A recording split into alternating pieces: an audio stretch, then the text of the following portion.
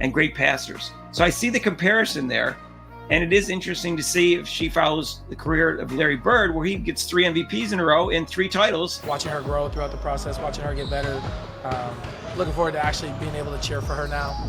Ever? Cheryl Miller, ever. Maya Moore. I said what I said. Ever. Diana Taurasi. I said what I said. No disrespect. Getting her teammates involved, they got so many shooters. I watched them play Louisville, and the way they moved the ball and played off of her was just perfect. You won't believe what Larry Bird just said about Caitlin Clark. He's comparing her to himself. But here's the thing, not everyone's happy about it. Some folks are saying it's not just about her game. Before we move on, I'd like to ask you a small favor. If you appreciate this content, please take a second to like this video and subscribe to the channel.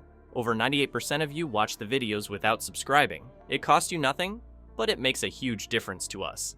So, did you click the subscribe button? Great, thank you so much. Now, back to the video. Let's talk about why this is blowing up. Is it because Clark's really that good? Or is there more to the story?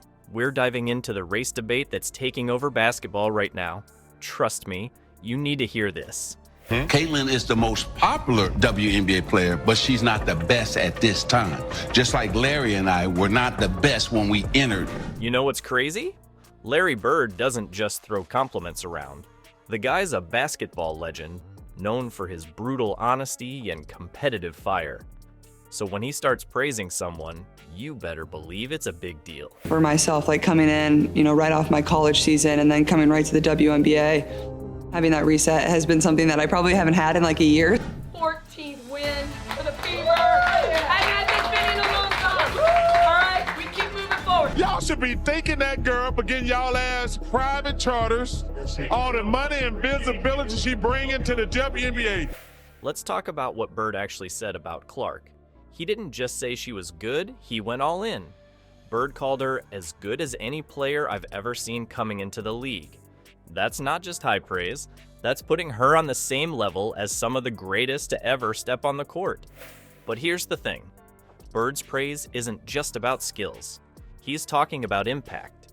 Bird compared Clark's potential influence on the Indiana Fever to what he did for the Boston Celtics back in the day.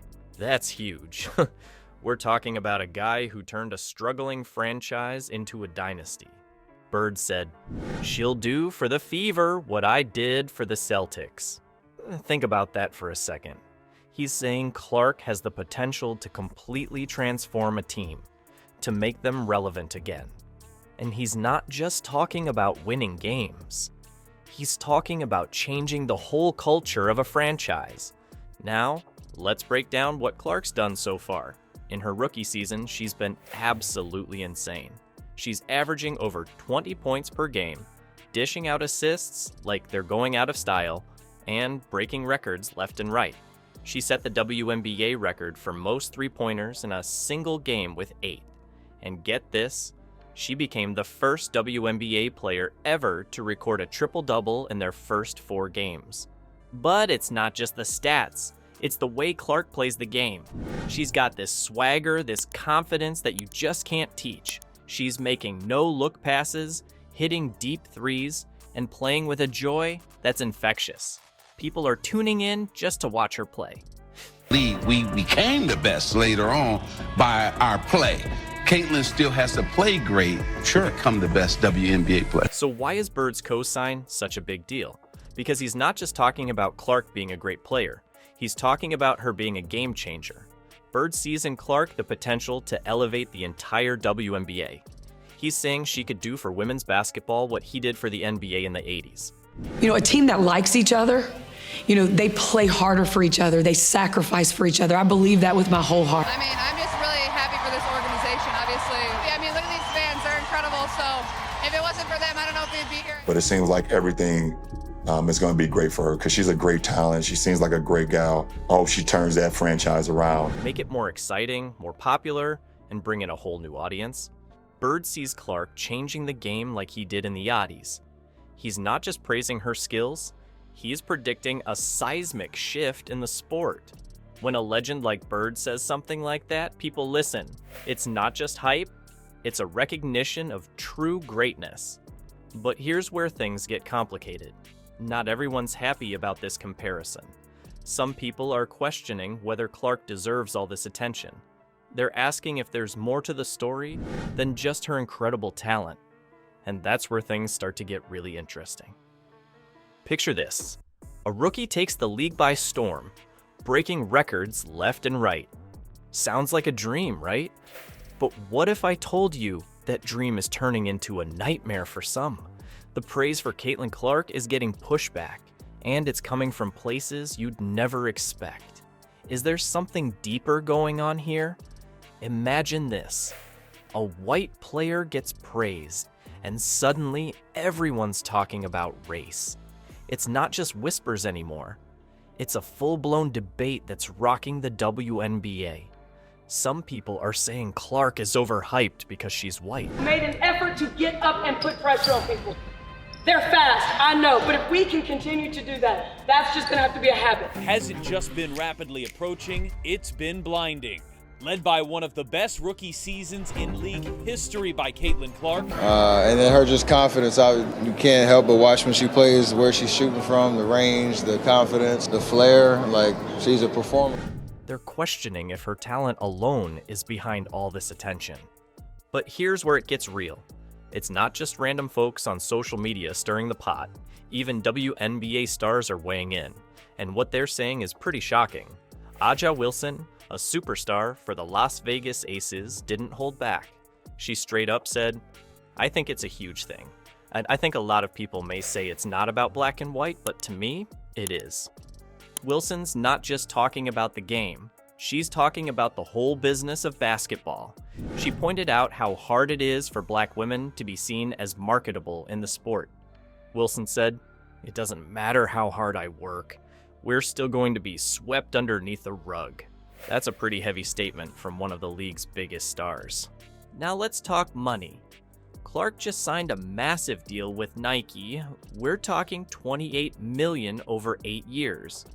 That's the biggest sponsorship contract ever for a women's basketball player. But here's the thing. Established black stars in the league aren't seeing anything close to that kind of cash. You can also feel the buzz in the city about what we're going to be able to do. As long as we focus one game at a time, I think we'll be in a great spot. When they played LSU, but she's phenomenal. I'm going to go on the record and say she's the best female collegiate player ever. But then I had to do some treatment, but it was amazing. I watched the first half. But she got to go in the second half, so I didn't watch that. She could shoot it better than me. Wilson pointed out that companies are falling over themselves to work with Clark, while other players are left wondering why they're not getting the same love. It's not just about endorsements either. The media coverage is under the microscope too. Get this, Clark's preseason game was streamed, but Angel Reese's debut wasn't. Reese is another rookie star, but she's black. That difference in coverage has a lot of people asking questions.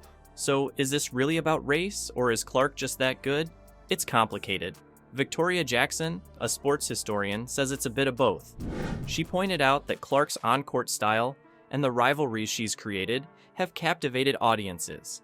But Jackson also said, there are basketball reasons, but also there are racial reasons for why Clark has been able to kind of break off into a completely different stratosphere from players that came before her. This debate is showing us some deep issues in how we value athletes. It's not just about who can shoot the best or score the most points. It's about who gets the spotlight, who gets the big contracts, and why. Jackson put it best when she said, "I think we can't not think about it if the goal here is to have equitable treatment of the athletes in the sport." But what does Clark herself say about all this? Well, she's aware of the competition, especially with players like Angel Reese.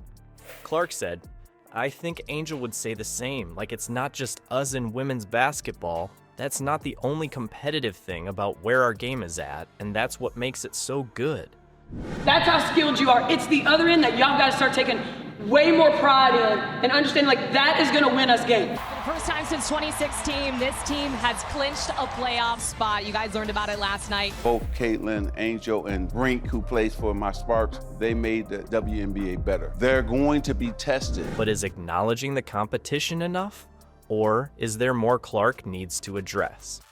All right, let's wrap this up. Caitlin Clark's impact on women's basketball is undeniable.